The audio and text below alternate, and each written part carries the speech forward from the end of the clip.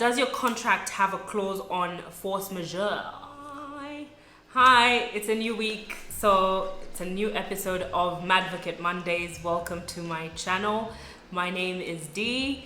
Every Monday I drop an episode related to the legal world, and so thanks for joining me. If you're new to my channel, subscribe, check out my other videos, and let's chat. I'm really enjoying getting to interact with you guys. Right, so today I will be talking about what employers can do to mitigate the effects of coronavirus and what it's done to the employment relationship. All right, so if you're an employer and you're like, what the hell do I do? This video is for you. If you're an employee, share this video with your employer. It's also relevant for employees to be aware of discussions they can have with their employer about what to do moving forward.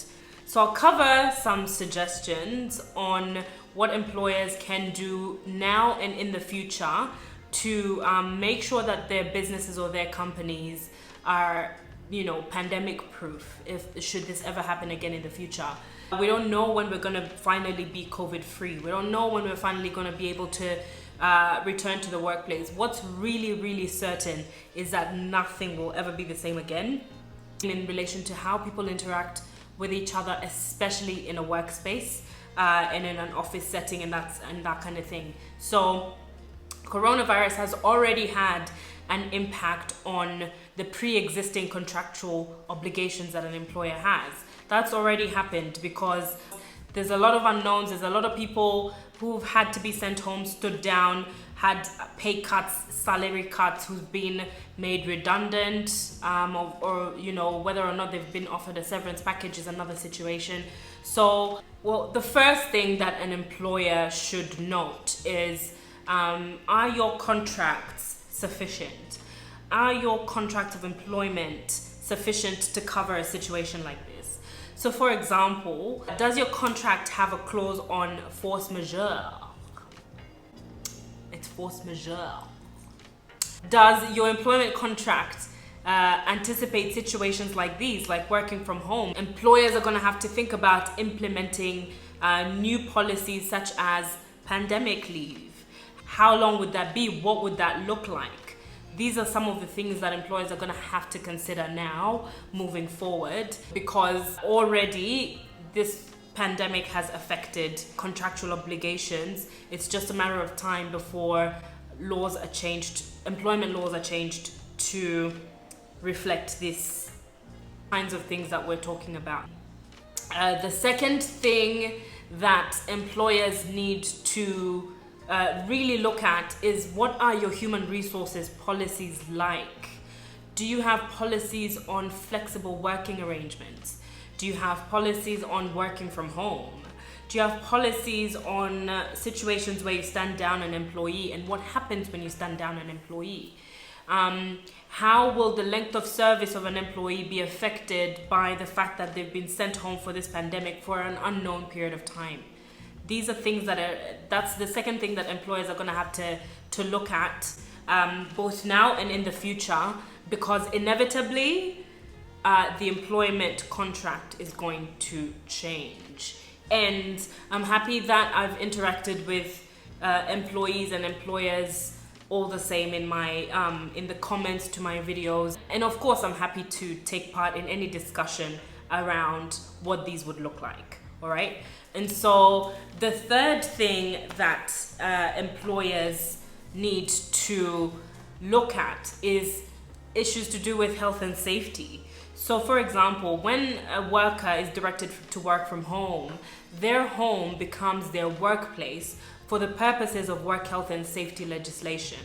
And so if there's no policy that deals with that, what happens when a worker is injured at home when they've been directed to work from home as a result of this pandemic, or in the future once this pandemic is over? Because that's the other thing, is that if working from home wasn't a thing for your business or for your company, this pandemic has surely forced discussions around what that would look like in the future. Because while some industries it might be really easy to work from home, other industries may not have had the IT systems to support that, devices that can enable functions like Zoom and Skype for Business and that sort of thing. So again, these are discussions that are going to have to be had moving forward in relation to this pandemic. And even when we're finally COVID-free, people can start returning to the workplace. It's not going to be the same. You're not going to just have everyone return to the workplace and sit in the same desks that they sat at before this pandemic. There's going to have to be measures to do with how do you divide the workspace so everyone has sort of a safe working distance. Are you going to provide sanitizers, gloves, other protective equipment if possible, hand washing stations for people who come in and out of the building who are not situated there, so people who are visiting your offices and that sort of stuff.